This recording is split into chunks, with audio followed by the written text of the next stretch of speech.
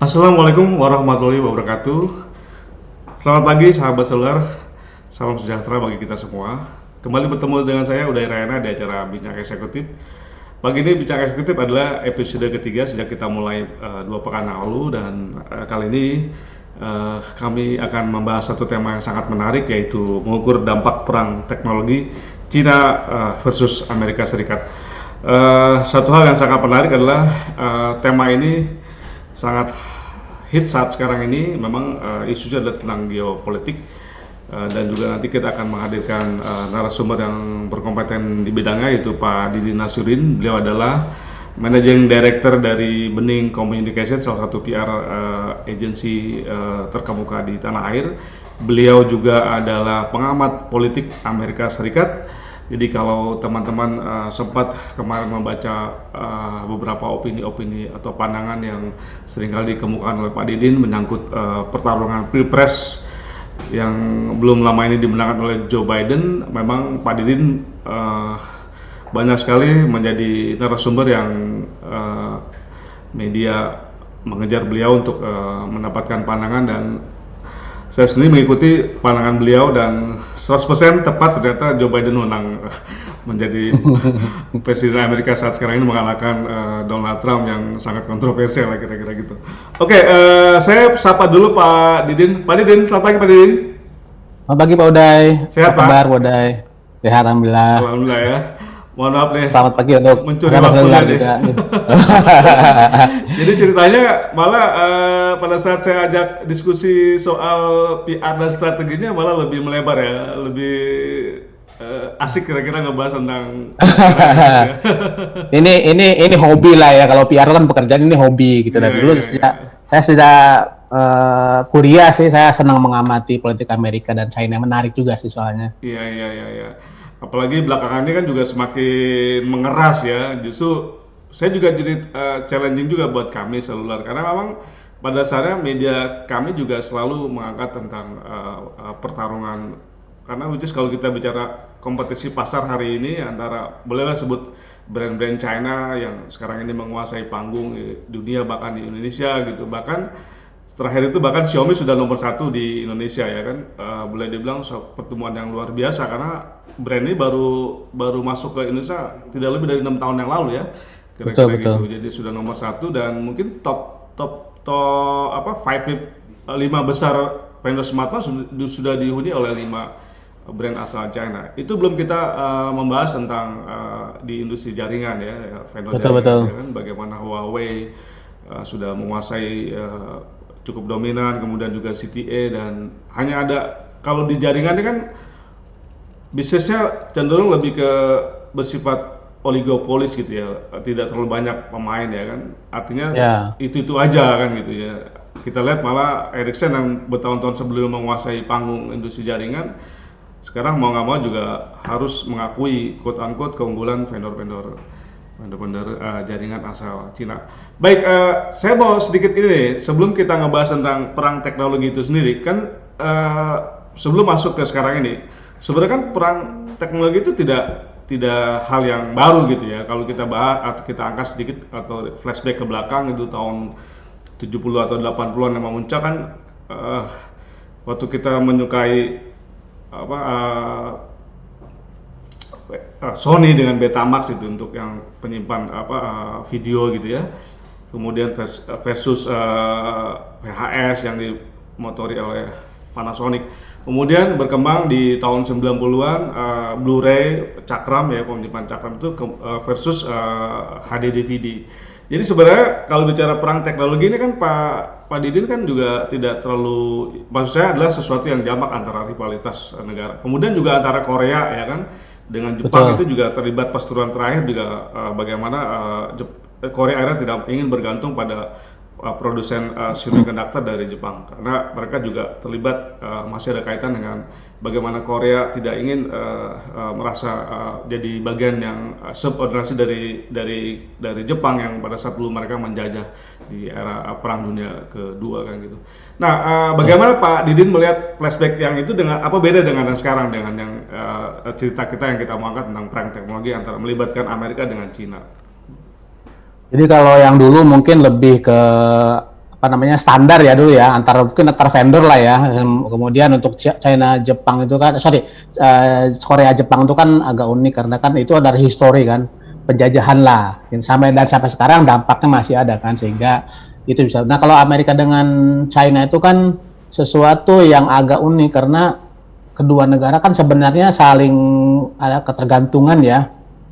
Jadi artinya dulu kayak contohnya misalnya dulu kan apa namanya uh, kayak sekarang lah, mungkin Amerika menguasai teknologi untuk semiconductor, tetapi dan untuk produk mungkin untuk teknologi di smartphone, tetapi kan produksinya kan di China kan, manufacturing dan mungkin kayak apa namanya bahan baku untuk seperti elemen tanah jarang itu, rare earth elements itu kan datangnya dari China kan. Tapi kalau kita melihat gitu kan, dulu mungkin kalau kita mengamati tahun 90-an sampai saat ini lah ya. Dulu kan kita tahu ada Motorola ya kan, sebagai pemain handphone pertama di dunia dan sempat menjadi market leader. Ada dulu IBM sebagai perusahaan PC dan server pertama. Yang terjadi apa sekarang? Jadi kan sekarang mereka sudah diakuisisi oleh China, ya kan. Kemudian yang kedua mungkin tadi Pak Uday bilang soal jaringan kan.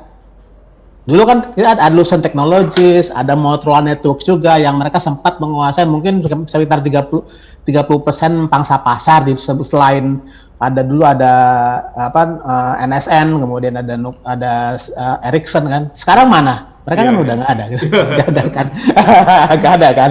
Kemudian juga dulu pemain e-commerce pertama kan ada Amazon, ada eBay, kemudian mereka ada beberapa lah. Kemudian muncullah di China ada Alibaba, ada JD, kemudian mereka juga ekspansi dengan kepemilikan saham di banyak perusahaan e-commerce Asia kan. Sehingga ya itu artinya ada perusahaan yang diakuisisi, ada perusahaan yang menghadapi saingan berat, dan jangan salah juga seperti Google, Facebook, Twitter kan tidak pernah bisa masuk pasar China kan? Iya. Ya kan? Jadi China punya ya apa namanya search engine sendiri, punya sosmed sendiri, punya messenger sendiri gitu kan? Iya. Jadi memang itu yang terjadi. Nah mungkin itulah gitu kan, sehingga ketika perusahaan Amerika itu kalah bersaing, kemudian dapat saingan berat atau malah diakuisisi oleh China, muncullah ada apa namanya tindakan Amerika untuk menerapkan namanya entity list kan, di mana perusahaan-perusahaan China ada 250 perusahaan China yang dapat embargo untuk tidak bisa menggunakan teknologi Amerika, terutama untuk yang semiconductor, dan kemudian ada operasi system, kemudian mungkin juga AI dan lain-lain kan. Mungkin yang kenal kita ada Huawei, ada ZTE, ada apa namanya DJI, ada Hikvision yang kita kenal ya. Nah, kemudian yang terakhir adalah 7 perusahaan superkomputer yang juga diembargo karena dianggap menggunakan teknologi Amerika untuk memperkuat militer AS. Iya. Gitu kan. Nah, tapi yang jangan salah bahwa sebenarnya yang entity list itu sudah berlaku untuk perusahaan China. Banyak perusahaan Perancis, Jerman, kemudian Kanada, Indonesia pun ada ya, cuman mungkin reasonnya beda gitu kan. Nah itu mungkin, akhirnya kan dampaknya apa? Yang terasa kan sekarang, misalnya sekarang 5G kan jadi tidak terhambat kan, slow lah. Kemudian kedua kita mengalami kelangkaan prosesor kan. Kalau sekarang beli PC kan sekarang agak susah kan, cenderung lebih mahal kan. Iya, dan karena perangkat ini juga atau mungkin prosesor itu juga cenderung yang downgrade sebenarnya. Artinya kalau kita beli hari 6 juta laptop gitu sebenarnya prosesor itu kapan ya standar. Betul itu. Nah, gitu. Itu karena memang ada perusahaan China yang mereka menimbun kan, karena di embargo akhirnya mereka udah duluan menimbun kan, sehingga pasar kekurangan supply. Oke, sebelum kita masuk ke lebih jauh tentang dampak ya. Saya mau juga flashback sedikit tentang bagaimana tadi Pak Didin bilang sebenarnya ada ketergantungan berbeda dengan perseteruan yang sebelumnya antara antar vendor ya, atau antar negara. Padahal pada dasarnya Amerika dan China ini kan adalah mengembangkan satu hubungan yang bagus ya, bersifat mutual sebenarnya. Saya coba flashback dalam isu ini adalah sebenarnya kan nggak lepas dari hubungan benci tapi rindu antara Cina dan Amerika. Kalau kita lihat misalnya pada kasus Tiananmen yang tahun bagaimana demonstran dihabisi oleh pemerintah Cina pada saat itu, waktu itu kan Cina mulai beralih kan dari yang awalnya mengisolasi kemudian masuk ke WTO dan malah bermesraan maksudnya dengan Amerika. Amerika berpikir pada saat itu Cina sudah mulai bisa ditaklukkan karena. Nah, tapi sisi yang menarik adalah bagaimana Cina melihat kapitalisme ini yang berbeda dengan kapitalisme atau yang disebut sebelumnya gitu, atau bahkan komunis yang versi berbeda ya kan. Artinya yang dibilang Deng Xiaoping itu tidak ada masalah dengan kucing itu berwarna belang, hitam, putih atau apa, yang penting dia bisa menangkap tikus. Dan titik baliknya adalah Cina itu kan pada saat Deng Xiaoping itu berkuasa dan kemudian mereka menjadikan Amerika tetap sebagai kiblat. Pada akhirnya kan mereka banyak mengirimkan talenta-talenta terbaik yang bersekolah atau berkuliah di luar negeri. Silicon Valley hari ini itu juga yang Cina-Cina hari ini berhasil, perusahaan-perusahaan itu juga lepas dari didikan Amerika. Jadi saya melihatnya segini Pak Didin, sebenarnya ini Amerika seperti membesarkan anak macan. Kira-kira bagaimana melihatnya gitu ya? Ya, itu kan konsekuensi dari globalisasi ya. Iya, Jadi kan tadi kita bilang ada ketergantungan Amerika bisa punya teknologi untuk mendesain, kemudian mendesain teknologi misalnya microprocessor ya. Tetapi mereka kan tidak punya kemampuan untuk pertama menyediakan unsur yang paling penting yaitu rare earth element. Unsur tanah jarang gitu kan, yang Cina menguasai 97% supply di dunia.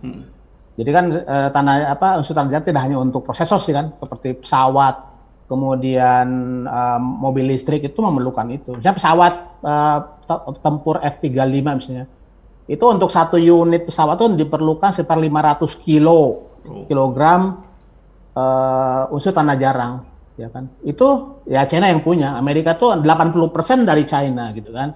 Sementara Amerika bisa bikin desain prosesor, tapi ya kembali kan bikinnya kan tidak bisa di Amerika. Amerika nggak punya pertama kan unsurnya nggak punya. Kedua kemampuan pabrikasinya kan terbatas. Mungkin Intel punya, tapi yang lain ya kayak AMD kemudian Qualcomm mereka nggak ada kan. Akhirnya kan bisa ke China, ada yang di Taiwan gitu.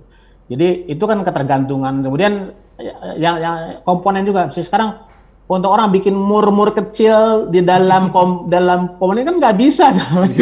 Maaf mereka gitu. Nggak ada lah. Casing jangan nggak bisa gitu kan. Itu sesuatu yang itu China. Jadi sebenarnya ada ketergantungan. Tapi kemudian ketika Amerika melihat bahwa lah kok lama-lama kita disaingi gitu kan. Kemudian publik kemudian kan kembali akhirnya kan publik kan, ada kemudian Donald Trump muncul yang wah ini Cina mencuri teknologi kita segala macam, akhirnya kan dari situ kan. Jadi selama itu antara B2B antara private sector itu nggak ada masalah, tapi ketika politik itu terlibat, ketika ada keinginan untuk memenangkan pilpres, nah barulah isu-isu politik mendominasi gitu. Jadi kan intinya bahwa ini kan isu dominan. Dan kenapa Joe Biden meneruskan warisan Trump? Ya karena mayoritas publik AS itu mereka mendukung perseteruan ini, ya kan? Tidak hanya Republik tapi Demokrat. Jadi mayoritas 80% Republik dan 60% Demokrat itu mendukung gitu kan, mendukung tindakan ini. Ya udah diteruskan aja gitu kan.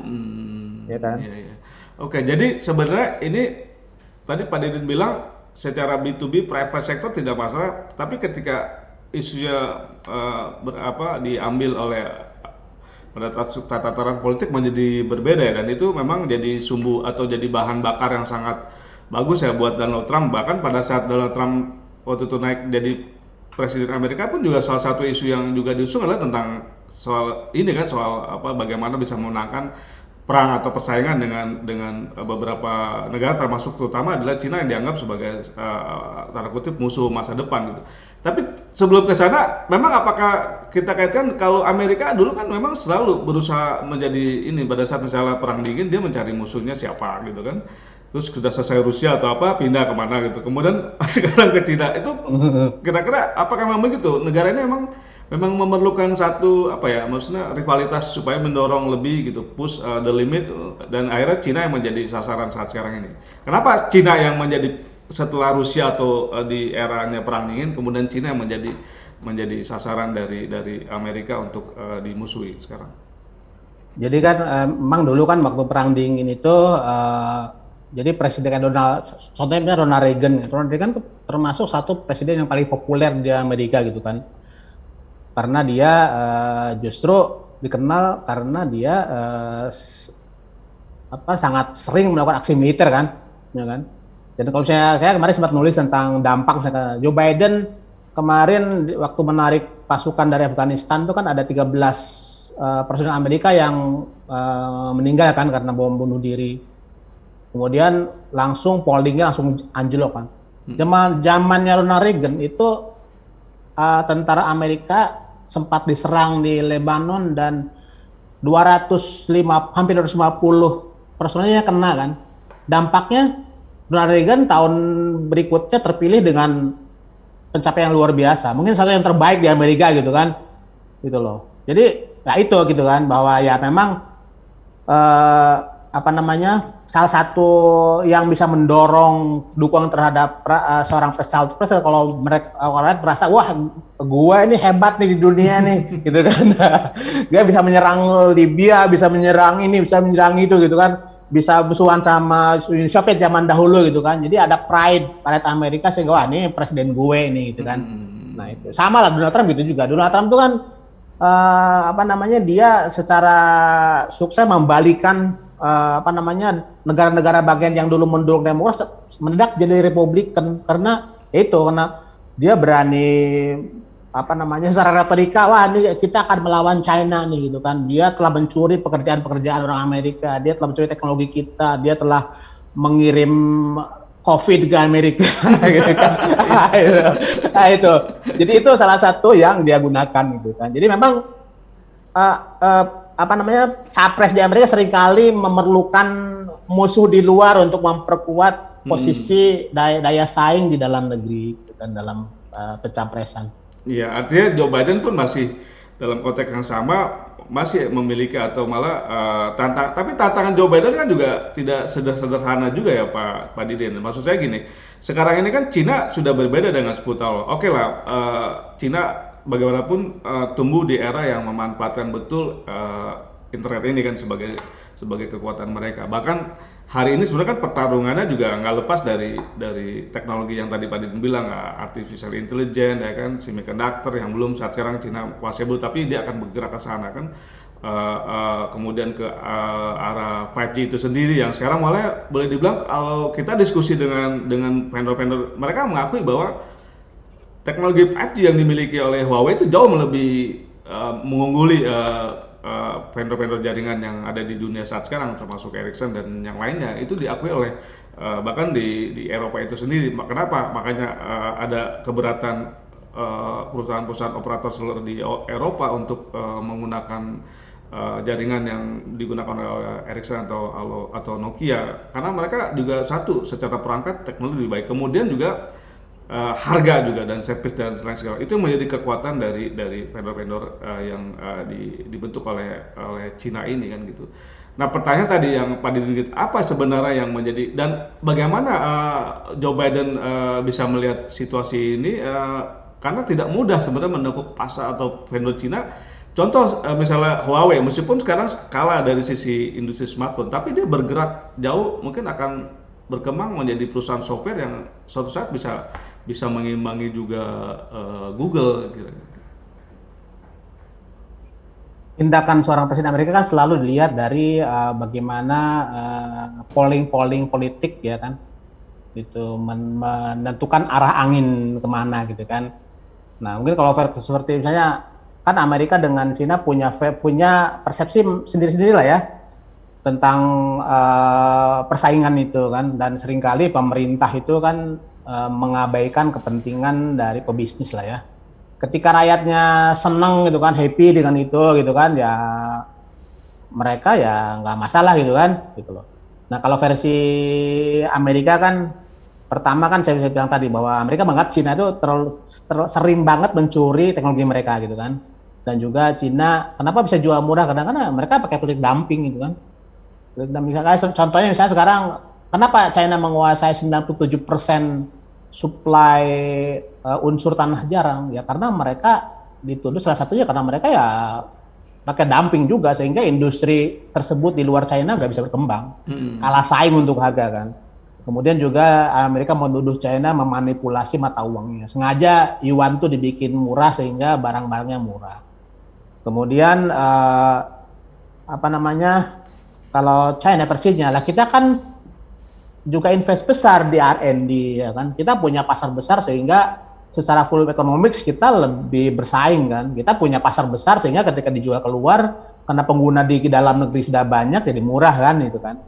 Gitu loh. Kemudian di Cina juga misalkan bagian kita kan di dunia global tuh boleh kita memakai teknologi manapun sama seperti Amerika misalnya memanfaatkan kemampuan manufaktur kita, menggunakan unsur tanah jarang dari kita gitu kan itu versinya. Cuman kan kembali bahwa ketika polling politik itu menunjukkan bahwa wah ini kalau kita keras sama Cina polling kita akan naik nih gitu. Sama dulu seperti Ronald Reagan wah ketika menyerang tiba-tiba menyerang polling turun tiba-tiba langsung menyerang Libya misalnya kan atau misalnya sama juga dulu misalnya zaman Bill Clinton ketika Monica Lewinsky tiba-tiba dia nyerang Afghanistan misalnya kan sama lah kira-kira gitu ya. Jadi kita semua tindakan tuh kembali muaranya adalah di politik dalam negeri. Jadi bagaimanapun nggak lepas dari di trap ya betul, oleh masyarakat betul. ya sangat itu membedakan barangkali ya dengan negara lain. Cina Amerika ini rentan sekali artinya memang masyarakat sangat menentukan arah dan kemauan politik yang bisa ditentukan. Artinya political pemerintah juga pada akhirnya ditentukan oleh mayoritas responden atau masyarakat itu sendiri ya Pak Didin ya.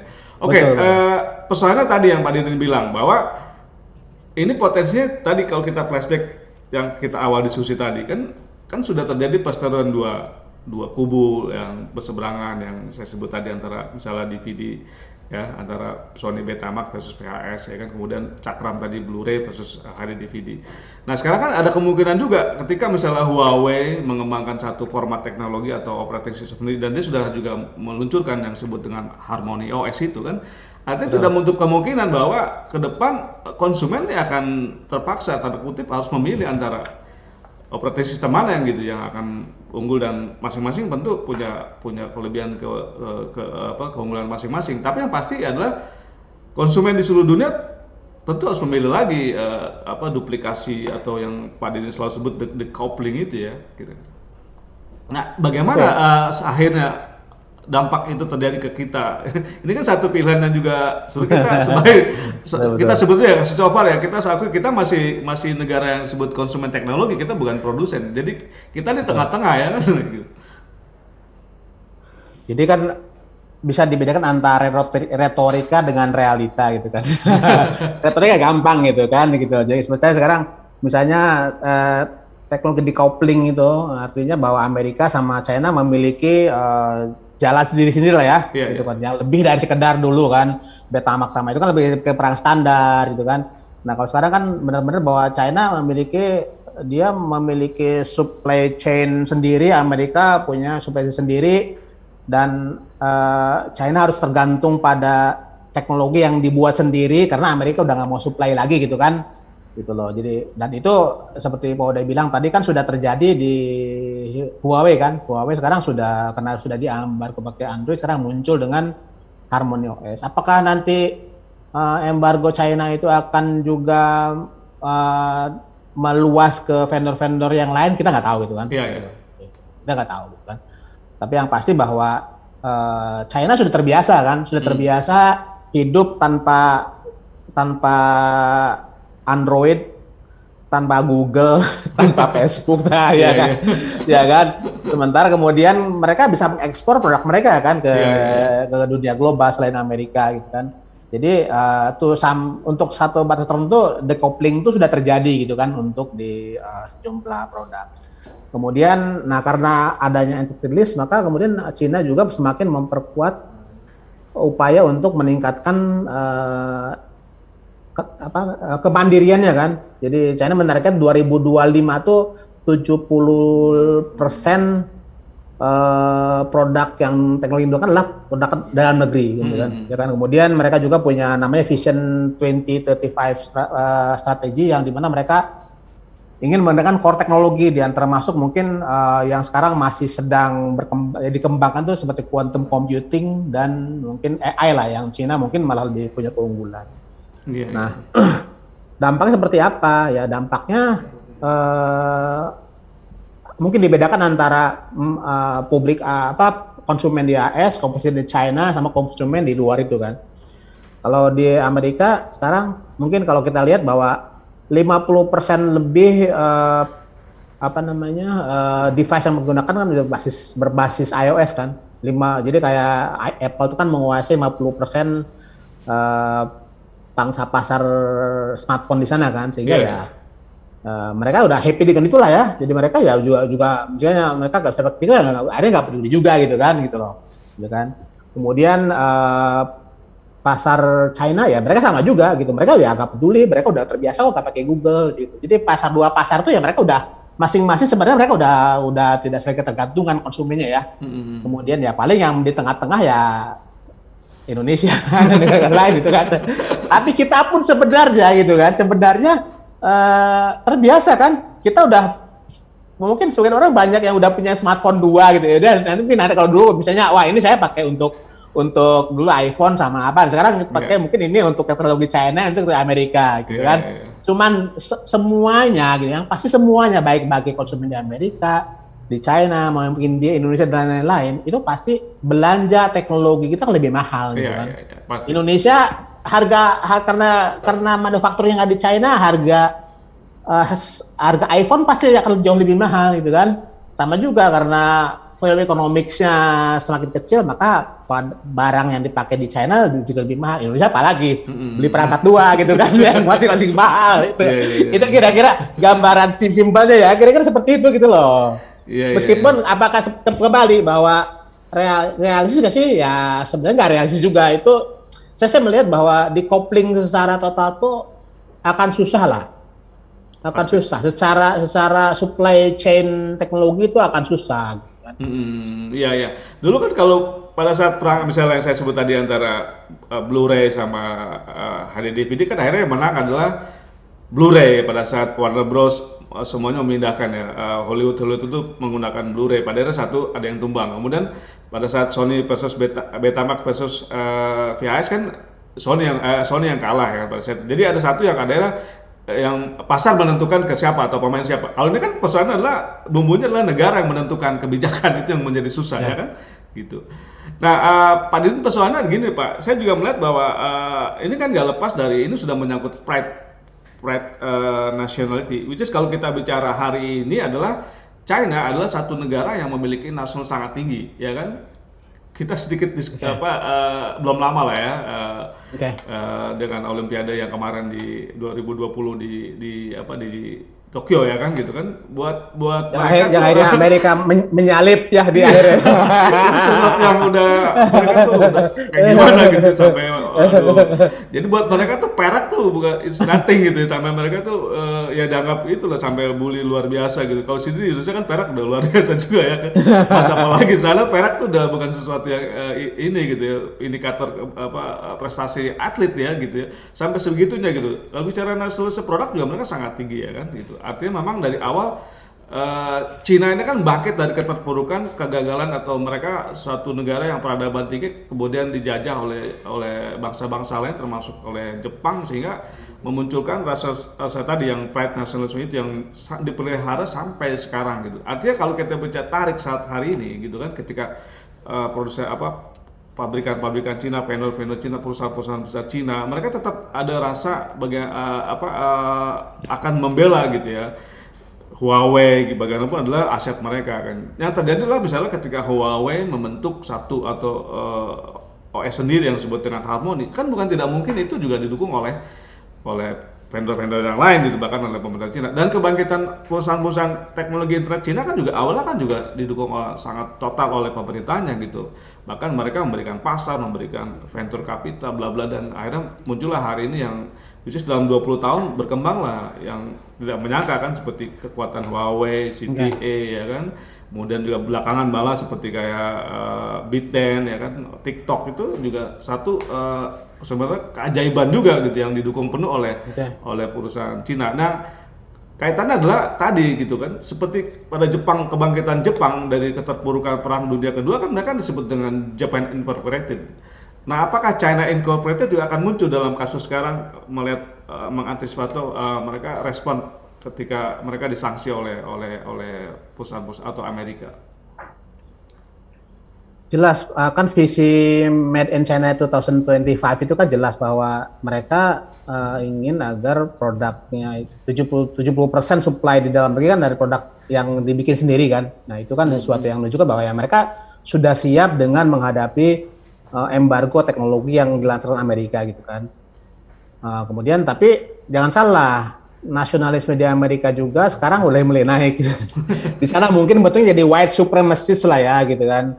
Jadi kalau kita melihat bahwa salah satu trigger kenapa nasionalisme Amerika itu meningkat atau nasionalis kulit putih lah ya, kita bisa melihat bahwa salah satunya adalah kalau kita melihat jumlah populasi kulit putih misalnya tahun 1920 itu masih hampir 90% populasi Amerika itu adalah warga kulit putih.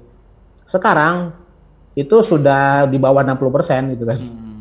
Artinya mereka berkurang menjadi 2/3-nya lah. Sementara kalau kita melihat populasi warga Asia di di Amerika itu dari 1920 sampai 2020 itu meningkat 30 kali lipat, ya kan? Jadi kalau warga kulit putih itu menjadi 2/3-nya, warga Asia menjadi 30 kali lipatnya, gitu kan. Nah itu menjadi salah satu bentuk nasionalisme dari Amerika, yang adalah dalam tanda kutip kulit putih, gitu kan. Jadi itulah kenapa sekarang mayoritas pendukung Demokrat dan Republik itu mereka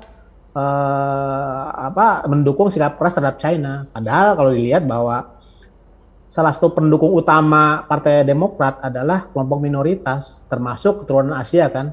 Tapi sekarang ya yang kulit putih dominan ke sana, gitu kan. Itu contohnya. Jadi nasionalisme menguat juga. Kemudian jangan salah, sekarang ketika ada wacana untuk Amerika memproduksi unsur tanah jarang sendiri, itu pemerintah mendukung juga. Mereka memberi subsidi loh untuk insentif kepada perusahaan manapun yang mau membuat pabrikasi produksi unsur tanah jarang di Amerika gitu kan.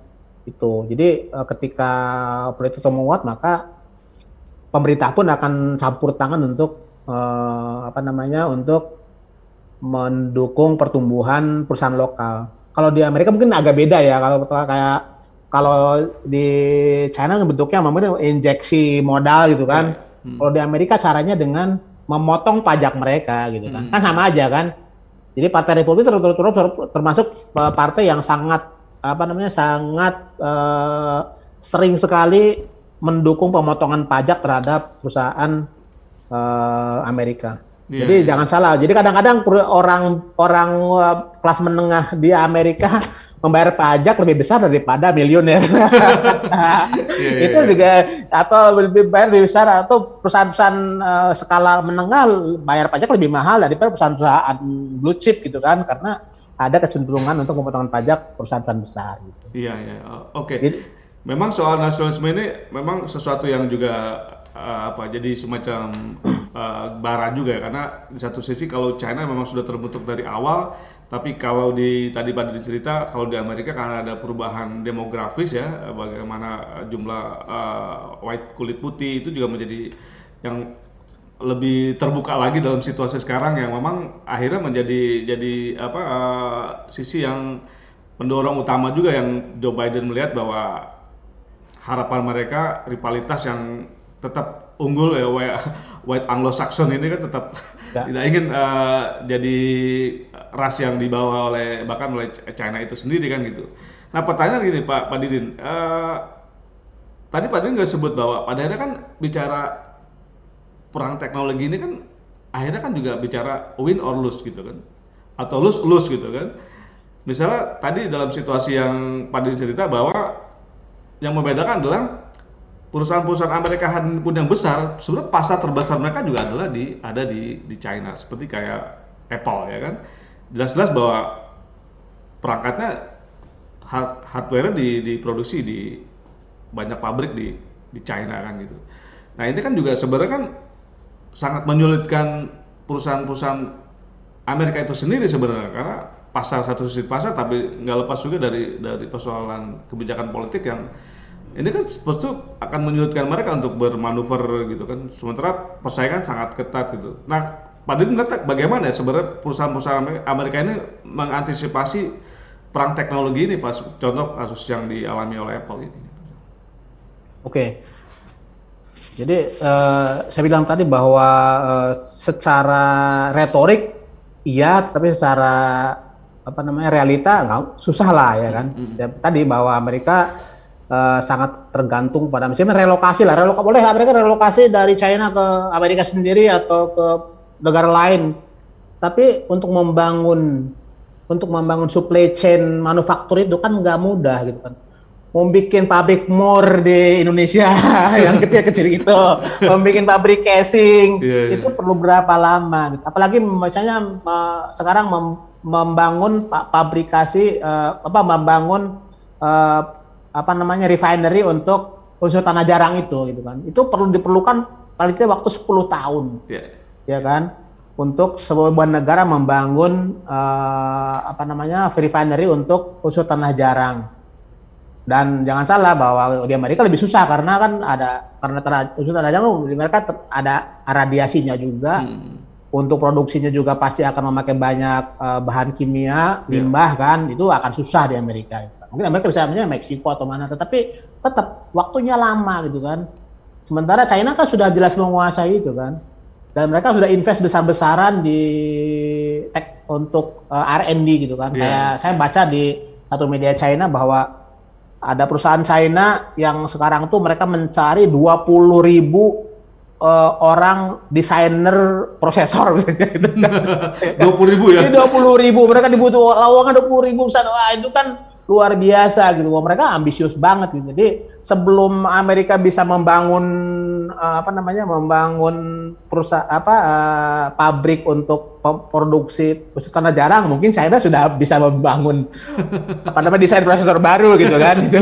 Jadi itulah gitu. Jadi akan susah gitu. Saya sih memprediksi bahwa decoupling itu sebenarnya mungkin akan mengalami deeskalasi lah. Jadi artinya bahwa akan ada semacam gencatan senjata gitu kan. Bolehlah boleh, tetapi jangan semua perusahaan dong gitu. Perusahaan-perusahaan yang memang menurut Amerika dianggap, jadi ada beberapa tertentu aja lah yang akan masuk entity list. Tapi yang lain-lain ya udah kita B2B juga gitu kan. Kita jalan lagi lah kayak dulu lah, kita B2B, kita saling mutualisme gitu kan.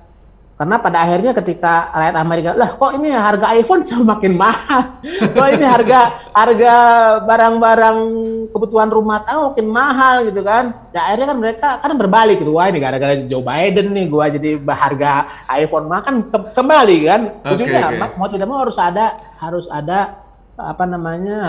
gencatan senjata lah gitu kan. Saya melihat seperti itu. Karena kalau 100% nggak mungkin. Tapi kalau pertanyaannya siapakah akan jadi pemenang? Ya saya melihat bahwa kalau ini benar-benar terjadi ya, decoupling terjadi, saya melihat bahwa China akan jadi pemenang. Kenapa?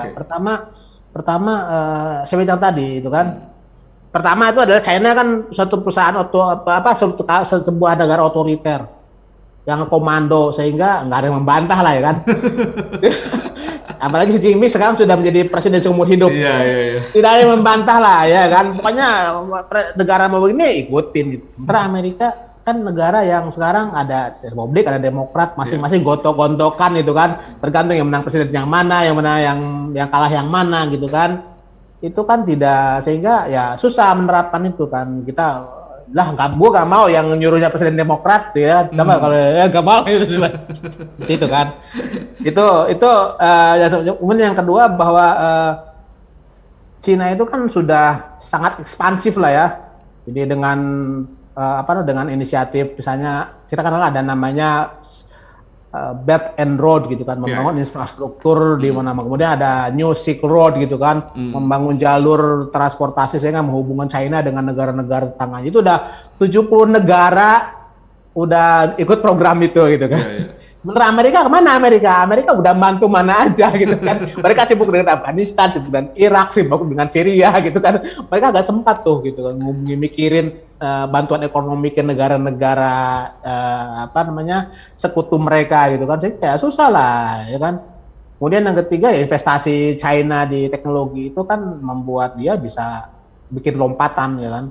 Mungkin quantum computing mungkin China yang pertama bukan Amerika gitu kan. Ya kan? Kemudian jangan salah, kan sekarang dengan adanya platform open source, sebagian teknologi yang ada di dunia itu bisa digunakan tanpa mengandalkan paten kan itu yang kan.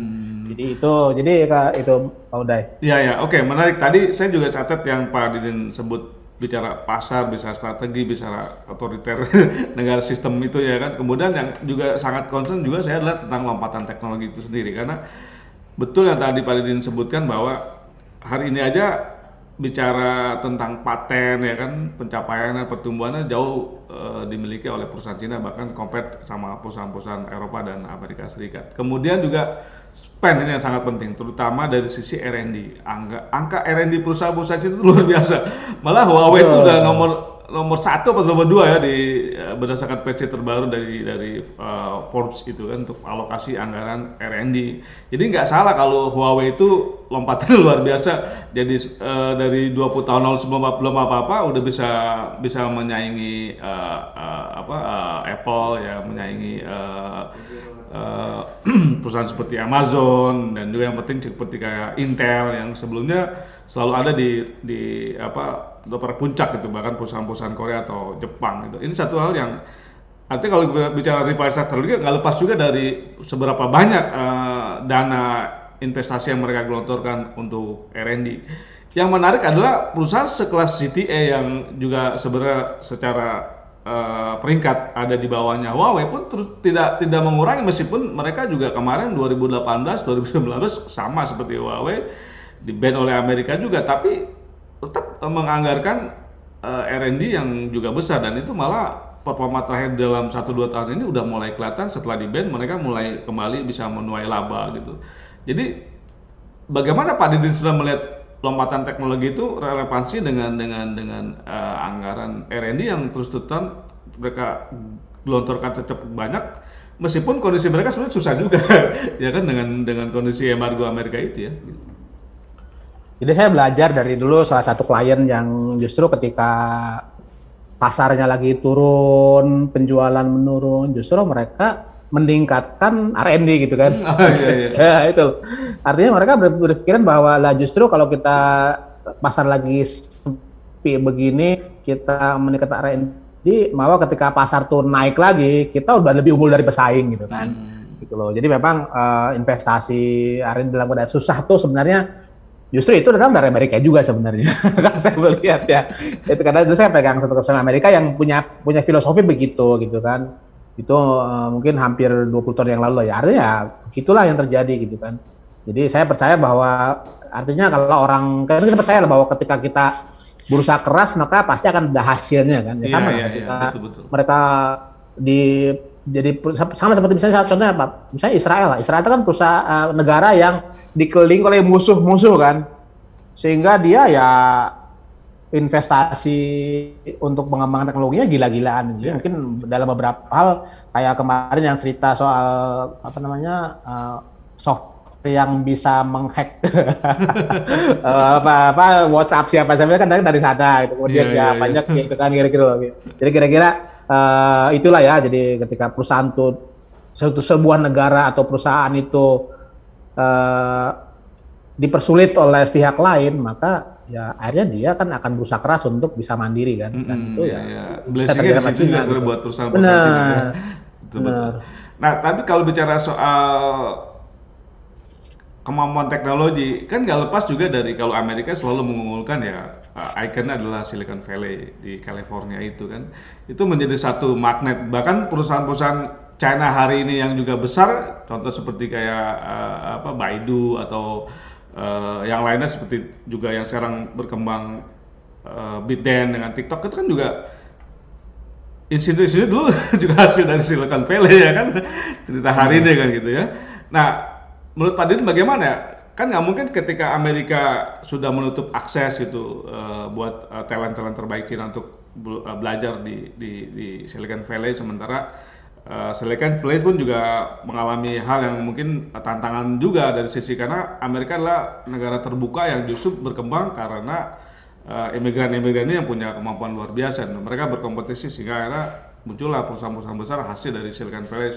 Which is kita bicara startup semua pun juga berkembang gara-gara Silicon Valley, ya kan? Nah, persoalannya adalah tadi gitu kan, ketika Amerika menutup diri akses terutama dari Cina, bagaimana Cina merespon? Apakah tadi kebutuhan 20.000 itu bisa terpenuhi dengan Silicon Valley-nya ala China? Padahal melihat seperti apa ya? Ya kembali bahwa ketika mereka itu memang sudah tidak punya opsi lain selain membangun kemampuan sendiri, ya mau tidak mau kan gitu loh. Dan saya bilang tadi bahwa tidak semua teknologi itu kan tertutup kan. Kayak sekarang kan open source semakin meluas kemana-mana gitu kan. Itu satu sumber di mana China bisa mengembangkan teknologi dalam negeri kan. Kemudian memang tadi betul bahwa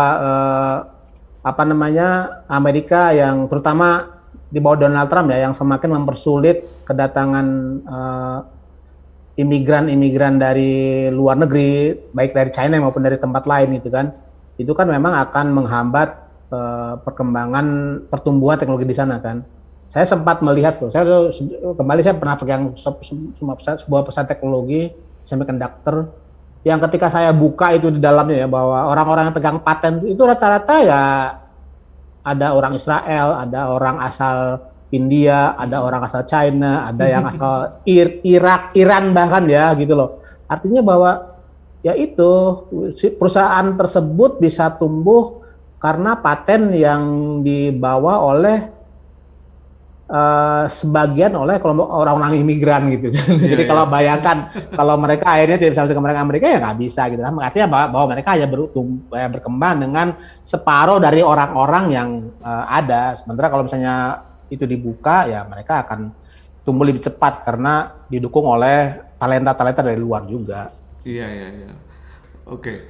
Kita udah hampir ujung tapi masih ada 2-3 pertanyaan lagi Mas. Ternyata mengalir banget di diskusi kita ya.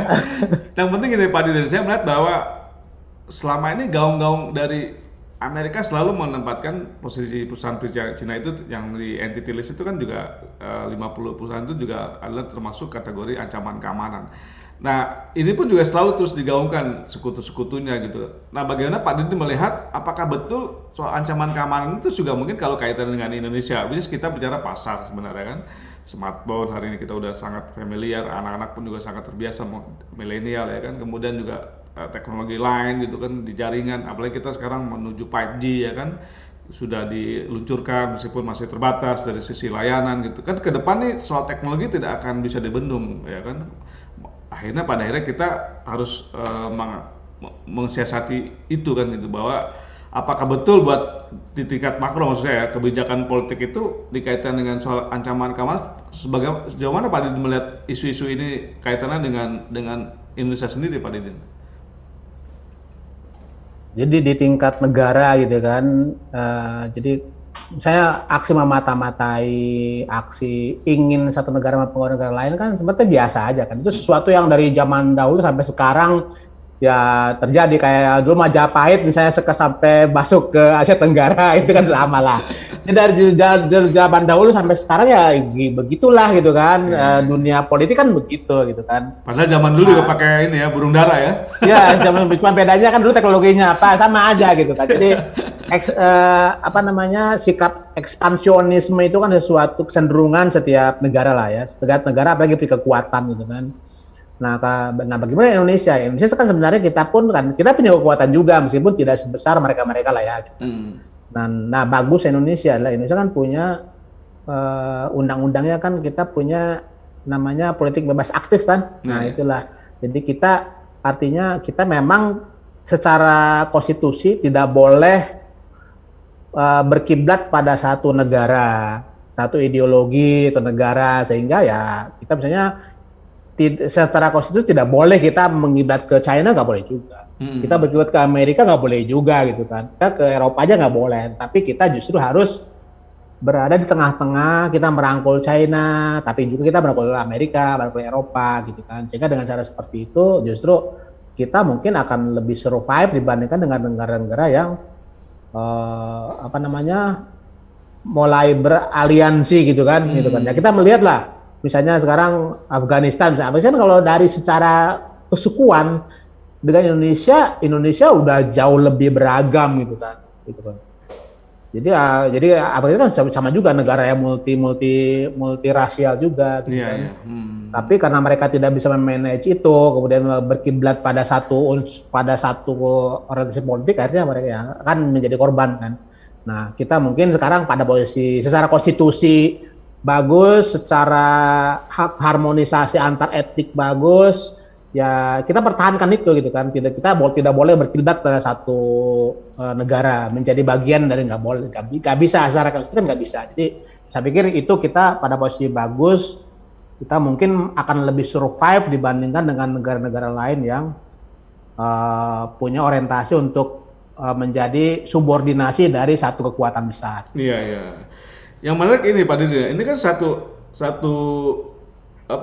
memang betul tadi refleksi dari kebebasan tadi antar tidak kesana tidak kesini dan memberikan peluang yang sama kan gitu. Tapi yang terjadi adalah di negara, bahkan di Asia Tenggara, kebijakan kita menjadi sangat berbeda gitu. Contoh kayak Vietnam itu. Vietnam juga tidak menggunakan vendor jaringan dari China. Mereka bentuk sendiri dan bekerja sama dengan Nokia. Kemudian di Singapura bahkan tidak ada sama sekali vendor dari China. Bahkan terakhir itu Malaysia malah yang tadinya sudah mau menggunakan Huawei dan vendor China lainnya memutuskan menggunakan Ericsson.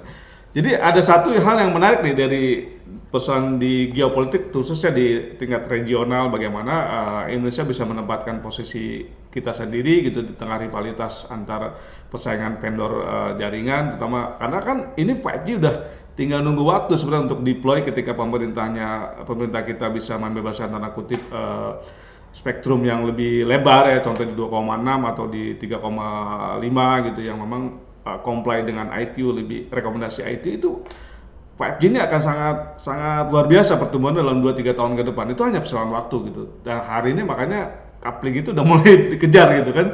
Ya. Persoalannya adalah pemerintah dan vendor jaringan dan juga operator tentu akan bersinergi gitu.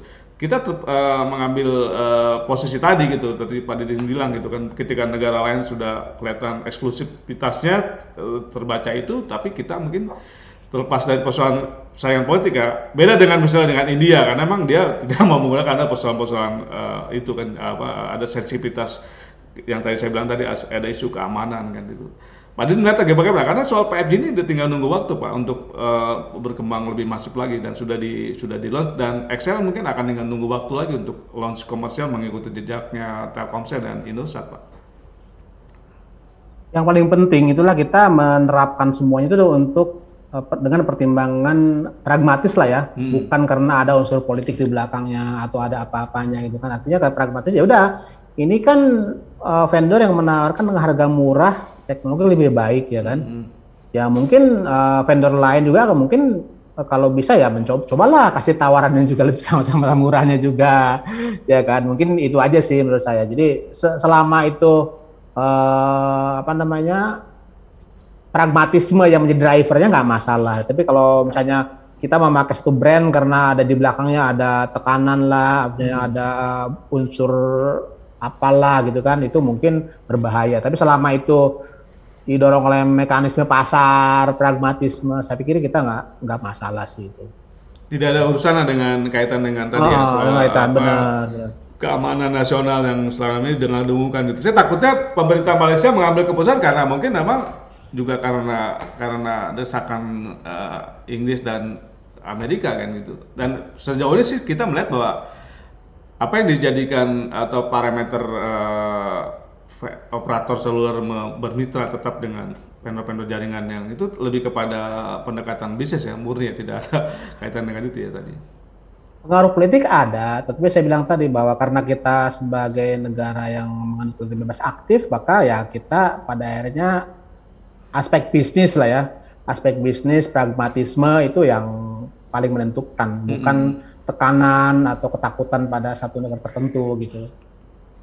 Iya, artinya buat konsumen tidak perlu ragu ya, karena kan balik lagi soal teknologi bisa dikembangkan, bisa dimanfaatkan. Pada akhirnya buat kita sebagai konsumen, buat masyarakat adalah harga yang affordable ya gitu ya, teknologi yang sangat mudah digunakan ya gitu, dan membantu kehidupan sehari-hari ya, kira-kira nggak jauh dari Ya, itu kan? ya bisa ya bisa enggak juga, karena kan seperti saya bilang tadi kan konsumen itu ada ya sama mungkin perusahaan itu ada kelas-kelasnya kan.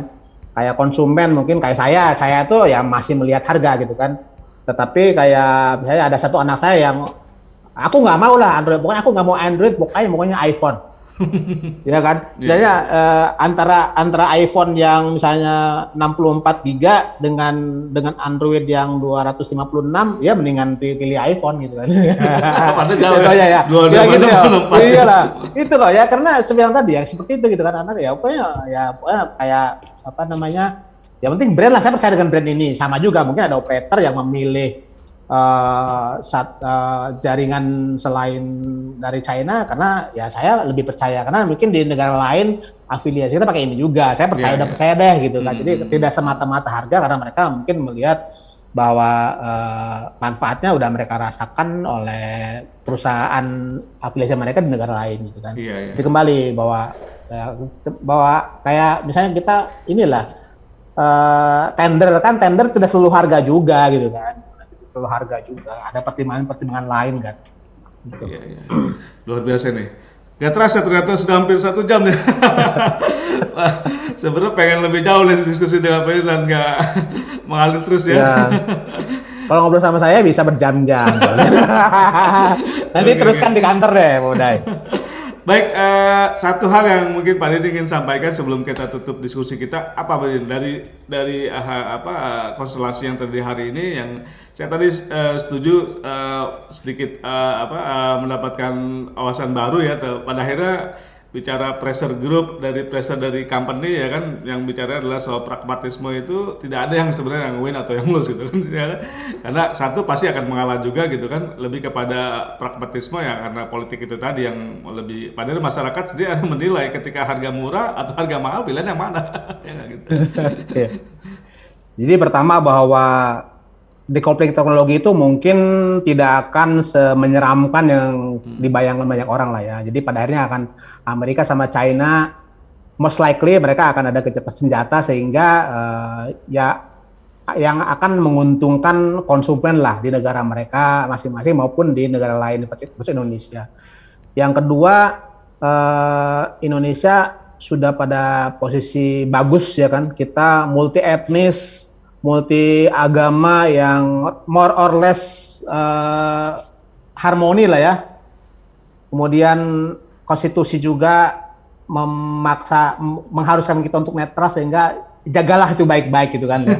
Kita jangan sampai kita botok-botokan karena hal-hal yang kecil gitu kan. Saya di kantor tuh sudah menerapkan itu, kita boleh ngomongin politik tapi high level, kita boleh diskusi tapi hal-hal tidak boleh itu mengganggu pekerjaan. Kalau fokus di kantor tuh bekerja pragmatis, tidak boleh menjadi ajang gontok-gontokan. Jadi di saya tuh ada yang aktivis masjid, ada yang aktivis gereja, ada ya kan, ada yang ambil masternya teologi gitu kan, ada juga yang dari Hindu. Tapi kita selama hampir 14 tahun beroperasi tidak pernah tuh menjadi masalah di kantor. Karena kenapa? Karena kita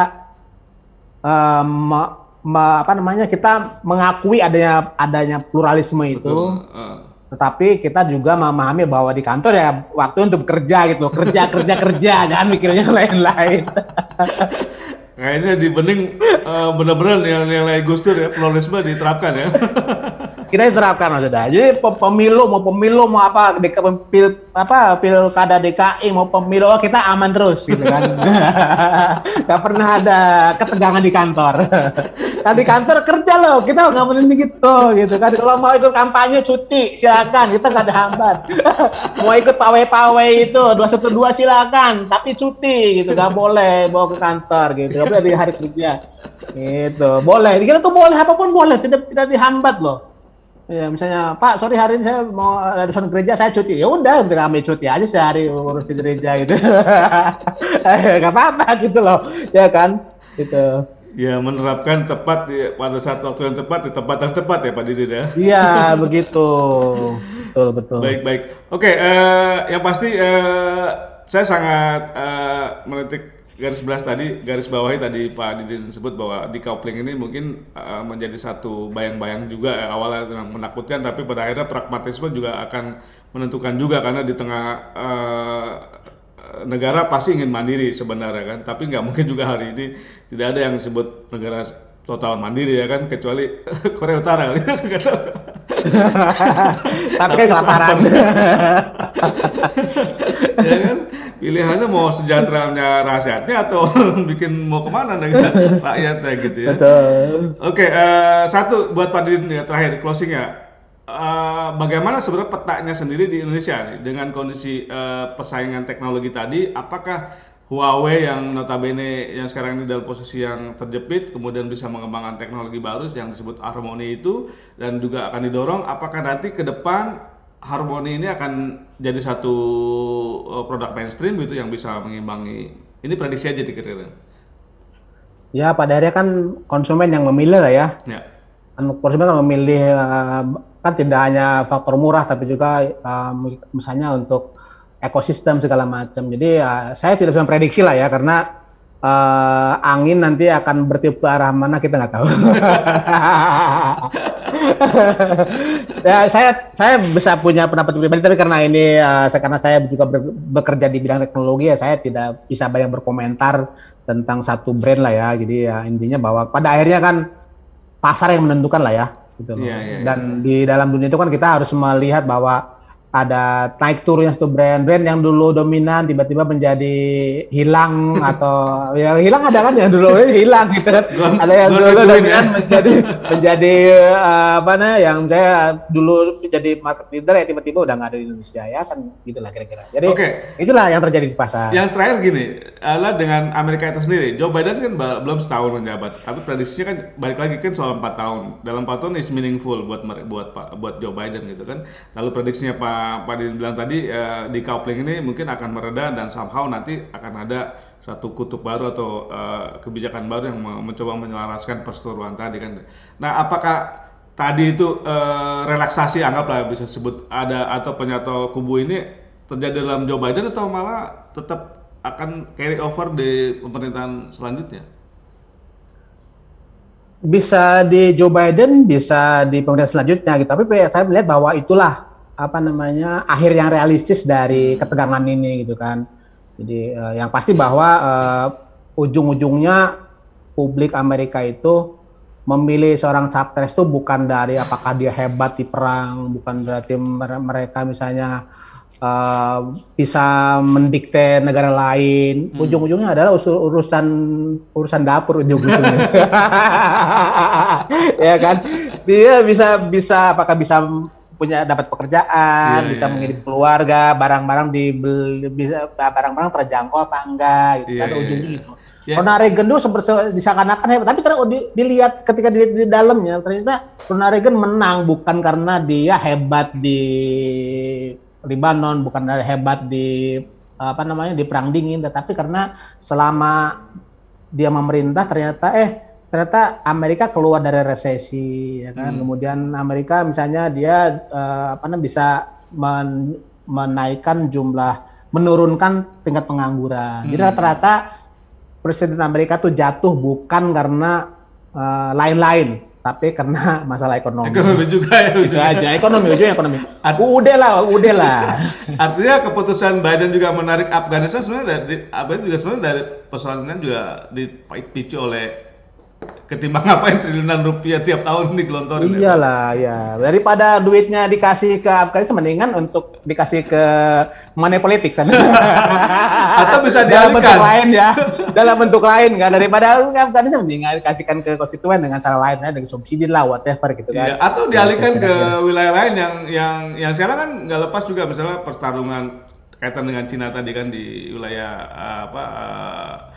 Laut Natuna ya kan, Laut Cina Selatan itu yang terus bergolak sampai sekarang. Atau mungkin itu juga perubahan dari sisi itu yang menyebabkan Biden akhirnya memilih meninggalkan Afghanistan untuk fokus mengimbangi Cina.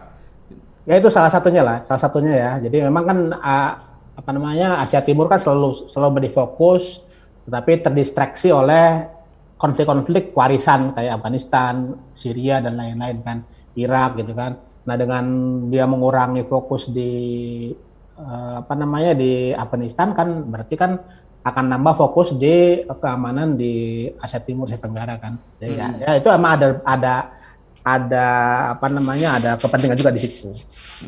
Oke oke. Baik Pak Nurdin, waduh sudah cukup panjang lebar ya, nggak terasa kita diskusi ya. Jadi kalau kita bisa simpulkan sebenarnya perang perang dagang berujung perang teknologi nggak lepas juga bumbunya juga dari sisi keamanan gitu ya. Tinggal bagaimana pada akhirnya kita sebagai konsumen pada akhirnya melihat juga dampaknya selalu ada ya kan. Tapi pada bilang tadi ya pada akhirnya Betul. negara kita adalah yang juga pragmatisme bagaimana bisnis lebih lebih dikedepankan gitu. Karena susah kalau kita balik lagi mengambil atau mengkonsumsi satu produk karena mahal karena ada embel-embel yang di luar bisnis gitu. Daerah kan itu tidak sehat ya gitu ya. Kira-kira gitu Pak Didin ya. Ya betul betul. Tidak perlu kita simpulkan ya diskusinya. Baik Kak Didin, makasih banyak untuk waktu dan kesempatannya. Mudah-mudahan selalu sehat. Kita selalu bisa ketemu lagi insya Allah di ke depan di waktu lain yang lebih baik lagi. Makasih Pak Didin untuk waktunya. Terima kasih Pak Uday waktunya. Terima Oke, kasih juga kesempatannya. baik. Thank you Pak Yuk, Didin. mari mari. Siap. Oke, sahabat seluler, baru saja kita mengakhiri diskusi yang sangat menarik tentang bagaimana kita bisa memprediksi pertarungan teknologi antara Amerika Serikat dan China yang saat sekarang ini semakin mengerucut, semakin mengeras. Tapi seperti Pak Didin sebutkan tadi, percayalah pada akhirnya teknologi juga akan menjadi keniscayaan yang harus dinikmati oleh semua masyarakat, semua bangsa gitu ya, termasuk Indonesia, dan kita sudah menuju ke 5G, suatu hal yang kita perlu sambut dengan antusias karena teknologi 5G ini akan juga mengubah cara kita bekerja, cara perusahaan bekerja yang pada akhirnya menuju pada hal yang sangat penting yaitu efisiensi dan produktivitas. Baik itu saja kita akhiri diskusi bincang eksekutif. Insya Allah kita akan bertemu dalam episode berikutnya dengan tema-tema lain dan narasumber yang tidak kalah kompeten dengan Pak Didin hari ini. Baik, wassalamualaikum warahmatullahi wabarakatuh. Waalaikumsalam.